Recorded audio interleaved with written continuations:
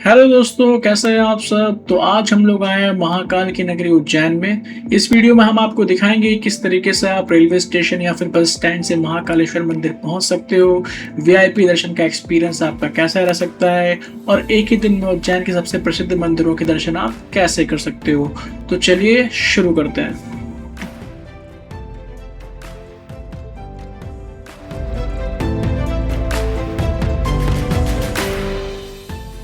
तो सबसे पहले हम लोग उज्जैन के बस स्टैंड का रुख करते हैं। यहाँ पर दो बस स्टैंड मेन है। एक है नानाखेड़ा बस स्टैंड और दूसरा है देवास बस स्टैंड। अगर आप मध्य प्रदेश के किसी भी शहर या आसपास के इलाकों से बस से आते हो तो अधिकतर बसेस यहाँ पर पहुँचती हैं। बस स्टैंड से महाकालेश्वर मंदिर के लिए ऑटो या फिर ई रिक्शा बहुत आसानी से मिल जाता है और कुछ ही मिनटों में आप मंदिर पहुँच सकते हैं। इसके अलावा आप ट्रेन से भी ट्रैवल कर सकते हो। अगर आपको ट्रेन से ट्रैवल करना पसंद है तो उनके लिए उज्जैन जंक्शन एक मेन रेलवे स्टेशन है। देश के बड़े बड़े शहरों से यहाँ पे सीधी कनेक्टिविटी आपको मिल जाती है और महाकालेश्वर टेम्पल भी यहाँ से बहुत ही नजदीक, कुछ 2-3 किलोमीटर की दूरी पर ही है। हेलो गाइस, तो हम लोग पहुंच चुके हैं महाकालेश्वर उज्जैन और आज हम लोग आपको दर्शन कराएंगे बाबा के धाम के। तो हमारे साथ बने रहिए इस व्लॉग में। हम लोग आपको इस वीडियो में सारा कुछ बताएंगे किस तरीके से आप यहाँ पर बजट होटल्स देख सकते हैं। हम अपना पूरा खर्चा भी आपको शेयर करेंगे जिससे आप अपना बजट पहले से ही प्लान कर लो। अगर आप फैमिली के साथ या फिर दोस्तों के साथ ट्रिप प्लान कर रहे हो तो ये जानकारी आपके काफ़ी काम आएगी। इसके साथ ही हम लोग आसपास के बाजार, लोकल स्ट्रीट फूड और उज्जैन के माहौल को भी एक्सपीरियंस करें। महाकाल की नगरी उज्जैन में हमारी यात्रा की शुरुआत हमने सीधे महाकालेश्वर मंदिर से नहीं की बल्कि बाबा काल भैरव के दर्शन से की। ऐसी मान्यता है कि बाबा काल भैरव महाकाल नगरी के कोतवाल और भगवान महाकाल के द्वारपाल हैं। इसीलिए बहुत से श्रद्धालु महाकालेश्वर के दर्शन से पहले बाबा काल भैरव का आशीर्वाद लेना शुभ मानते हैं। तो गर्मियों के सीजन में उज्जैन थोड़ा आपको गर्म लग सकता है, इसीलिए यहाँ पर अगर आप यात्रा का प्लान बना रहे हो तो अक्टूबर से मार्च तक का समय सबसे बेहतर माना जाता है। इस दौरान मौसम काफी सुहाना रहता है और आप मंदिरों के दर्शन आराम से कर सकते हो। अगर आपको हरियाली और बारिश का मजा पसंद है तो फिर आप मानसून के दौरान भी उज्जैन को घूम सकते हो। मंदिर परिसर के बाहर आपको बहुत से श्रद्धालु मनोकामना का धागा बांधते हुए दिखाई देंगे।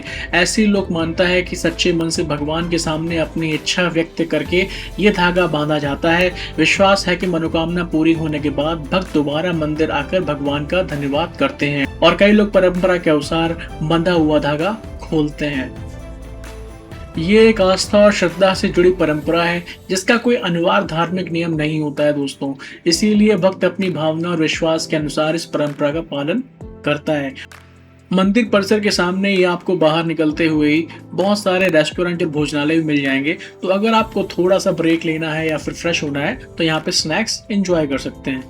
तो भाई हमारे दर्शन बहुत बढ़िया हो गए और अब हम लोग चल रहे हैं दूसरे मंदिर की तरफ।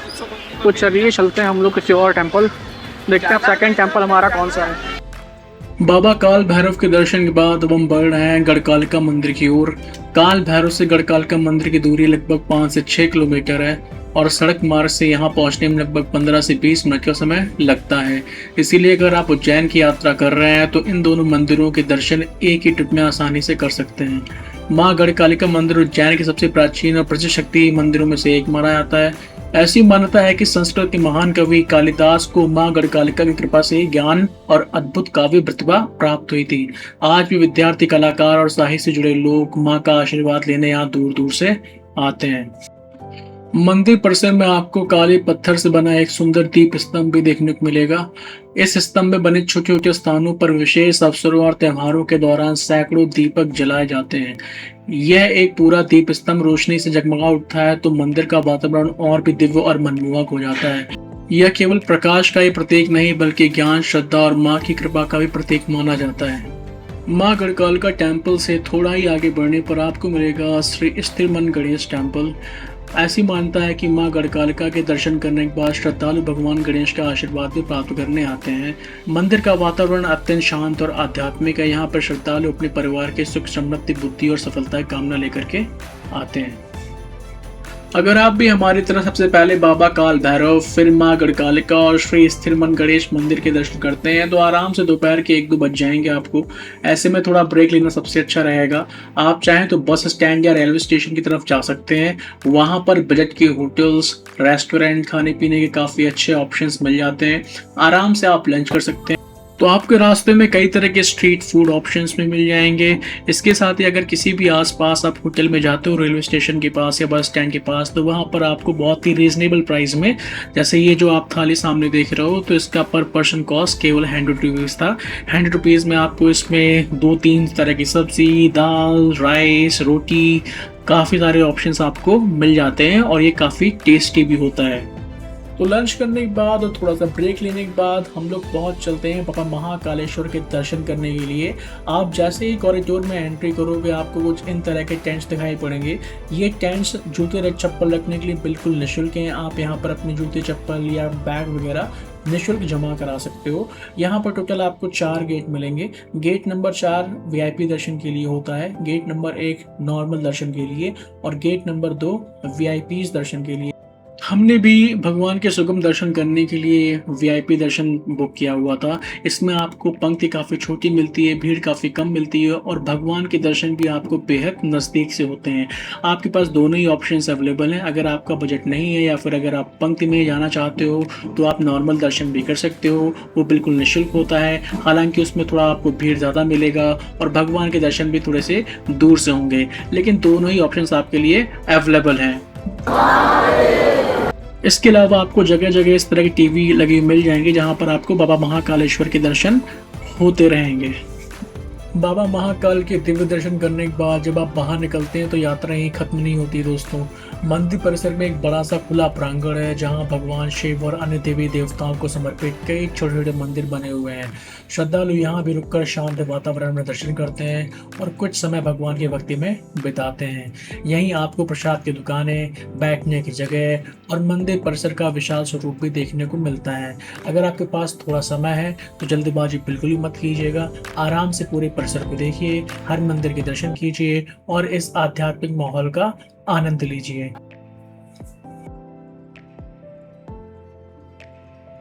तो हमारा दर्शन बहुत ही सुगम और मनमोहक था दोस्तों, और अब हम लोग जा रहे हैं थोड़ा सा कॉरिडोर की तरफ, उसको भी एक्सप्लोर करने के लिए। यही है बाबा महाकाल का पावन मंदिर परिसर। दूर से ही मंदिर का शिखर और यहाँ का आध्यात्मिक वातावरण मन को भक्ति से भर देता है। दर्शन के लिए आने वाले श्रद्धालुओं की सुविधा को ध्यान में रखते हुए यहाँ पे बैरिकेड्स और व्यवस्थित कतारों की व्यवस्था की गई है, जिससे भीड़ के समय भी दर्शन सुचारू रूप से हो सके। मंदिर परिसर काफी विशाल है। अलग अलग प्रकार के दर्शन और त्योहारों के समय श्रद्धालुओं की संख्या लाखों तक पहुंच जाती है। इसीलिए अगर आप वीकेंड, सावन या महाशिवरात्रि ऐसे विशेष अवसरों पर आ रहे हैं तो थोड़ा सा अतिरिक्त समय लेकर ही आए। जिस समय हम वहां पहुंचे उसमें ज्यादा भीड़ नहीं थी, इसीलिए हमारा दर्शन का अनुभव काफी सहज और आरामदायक रहा। महाकाल लोक में आगे बढ़ते हुए हम पहुंचते हैं उस स्थान पर जहां सम्राट विक्रमादित्य की भव्य प्रतिमा स्थापित है। उज्जैन का नाम आते ही सम्राट विक्रमादित्य का इतिहास अपने आप याद आता है। माना जाता है कि उन्हें उज्जैनी को अपनी राजधानी बनाया था और उनके शासनकाल में इस नगर में ज्ञान, संस्कृति, व्यापार और खगोल विज्ञान का एक प्रमुख केंद्र हुआ था। ये वही सम्राट जिनके नाम पर विक्रम संवत की शुरुआत मानी जाती है, जिसका उपयोग आज भी भारत के कई हिस्सों में किया जाता है। उज्जैन का गौरवशाली इतिहास और सम्राट विक्रमादित्य का नाम एक दूसरे से गहराई से जुड़े हुए हैं।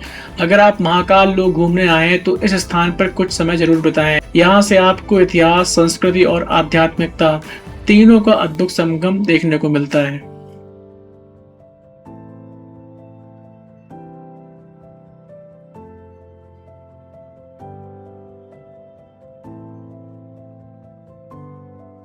और यहीं पर पास में ही आपको सम्राट विक्रमादित्य महाराज का आराधना स्थल भी देखने को मिल जाएगा।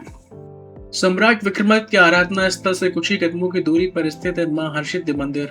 इसीलिए अगर आप महाकाल लोक या महाकालेश्वर मंदिर आए हुए हैं तो इस मंदिर के दर्शन करना बिल्कुल ना भूलें। पैदल ही कुछ मिनटों में आप यहाँ पे आसानी से पहुंच सकते हैं। मां हरसिद्धि का ये मंदिर उज्जैन के सबसे प्रसिद्ध मंदिरों में से एक माना जाता है। धार्मिक मान्यता के अनुसार ये 51 शक्तिपीठों में से एक है। कहा जाता है कि माता सती की कोहनी इसी स्थान पर गिरी थी, इसीलिए इस मंदिर का विशेष महत्व है। और अगर आप शाम के टाइम जाते हो तो माँ हरसिद्धि मंदिर की खूबसूरती और भी निखर के सामने आती है, क्योंकि मंदिर परिसर में बने ये दोनों विशाल दीप स्तंभ इस मंदिर की सबसे अलग पहचान बनाते हैं। इनकी ऊंचाई और पारंपरिक बनावट हर श्रद्धालु का ध्यान अपनी ओर खींच लेती है। इतिहास के अनुसार सम्राट विक्रमादित्य माँ हरसिद्धि के परम भक्त थे।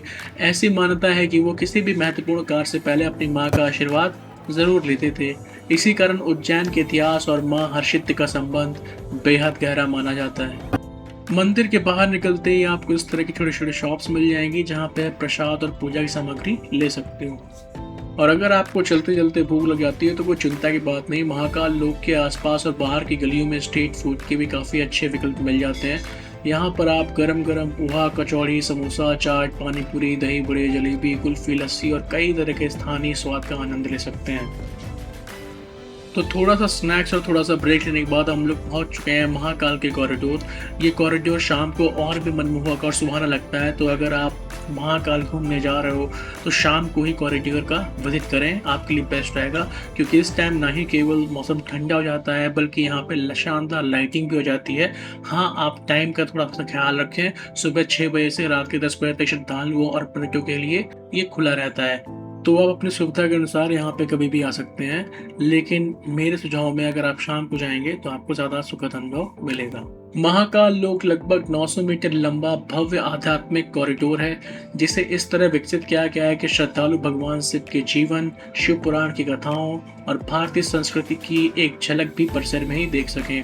पूरे रास्ते में आपको भगवान शिव के विभिन्न स्वरूपों, सुंदर मूर्तियों और कलात्मक नक्काशी का अद्भुत संगम देखने को मिलेगा। मेरी सलाह ये रहेगी आप यहाँ पे जल्दबाजी बिल्कुल मत कीजिए, आराम से घूमिए, हर मूर्ति और कलाकृति को ध्यान से देखिए, कुछ यादगार तस्वीरें लीजिए और इस दिव्य वातावरण को महसूस कीजिए। महाकाल लोक सिर्फ देखने की जगह नहीं है बल्कि इसे महसूस करने का भी अपना अलग ही अनुभव होता है। हेलो एवरीवन, कैसे हैं आप सब। तो अभी हम लोग पहुंच चुके हैं कॉरिडोर में। तो आपको यहाँ पे आके बहुत अच्छा लगेगा, बहुत ही सुंदर कॉरिडोर है ये। और शाम के टाइम पे आप यहाँ पे आ सकते हो। अगर आप शाम को आते हो, आपके दर्शन हो गए हैं भोलेनाथ के बाबा के, तो फिर आप यहाँ पर आकर के इंजॉय कर सकते हो, फैमिली के साथ अच्छा टाइम स्पेंड कर सकते हो। जब महाकाल लोक में आगे बढ़ोगे सबसे पहले आपको भगवान श्री गणेश की भव्य प्रतिमा के दर्शन होते हैं। भगवान गणेश को प्रथम पूज्य और विघ्नहर्ता माना जाता है। सनातन परंपरा के अनुसार किसी भी शुभ कार्य और धार्मिक यात्रा की शुरुआत सबसे पहले इन्हीं से होती है। और महाकाल लोक की दूसरी तरफ स्थित है ये प्राचीन रुद्रसागर। ये कोई नदी नहीं है बल्कि एक ऐतिहासिक सरोवर है। महाकाल कॉरिडोर के सौंदर्यीकरण के साथ साथ इसका भी सौंदर्यीकरण किया गया है। जब आप रात में जाओगे तो यहाँ पे आपको लाइट के रिफ्लेक्शंस पानी के ऊपर बहुत ही सुंदर और मनमोहक लगेंगे दोस्तों। तो गाइस, उम्मीद करता हूँ आपको हमारे व्लॉग्स पसंद आया होगा। और अगर आपको पसंद आता है तो please give a thumbs up, comment and subscribe. मिलते हैं हम लोग किसी नेक्स्ट वीडियो में, जल्दी मिलते हैं। Bye bye, take care.